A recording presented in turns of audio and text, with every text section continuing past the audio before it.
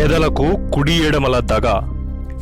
నెలకు 3,000 పింఛను అంటూ పేదలను నమ్మించి అధికారంలోకి వచ్చిన జగన్ గారు పెంచుకుంటూ పోతా అంటూ 750 కోత పెట్టి మొదటి దగా చేశారు. తెలుగుదేశం ప్రభుత్వం 200 రూపాయల పింఛన్ను 2,000 చేసి 54.47 లక్షల మందికి పింఛన్లు ఇచ్చేది. ఇంటి వద్దకే పింఛన్ అన్న జగన్ గారు ప్రతి ఇంటి వద్దకు వాలంటీర్లను పంపి తప్పుడు సమాచారాన్ని రాయించి 7 లక్షల మంది అర్హులైన పేదల పింఛన్లు తీసేయించారు. ఇంటి వద్దకు పింఛన్ సంగతి దేవుడెరుగు.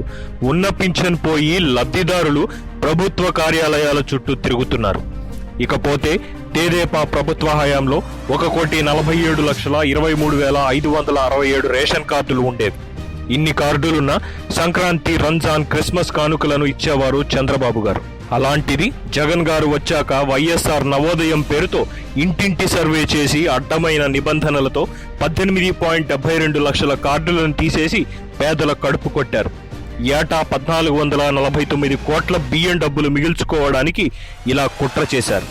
ఇక ఎస్సీ, ఎస్టీ, బీసీ మైనారిటీలకు 45 ఏళ్లకే పింఛను ఇస్తానని చెప్పి ఆ అక్క చెల్లెమ్మల కోసం చెప్తా ఉన్న ఎస్సీ, ఎస్టీ, బీసీ మైనారిటీ పేదరికంలో ఉండి అవస్థలు పడతా ఉన్న అక్క చెల్లెమ్మల కోసం చెప్తా ఉన్నా, మీ అందరికీ కూడా తోడుగా ఉండేందుకు పెన్షన్లు 45 సంవత్సరాలకే దక్కిస్తాము అని చెప్పి మీ అందరికీ కూడా చెప్తా ఉన్నా. అధికారంలోకి రాగానే సింపుల్ గా నేనలా అనలేదన్నారు.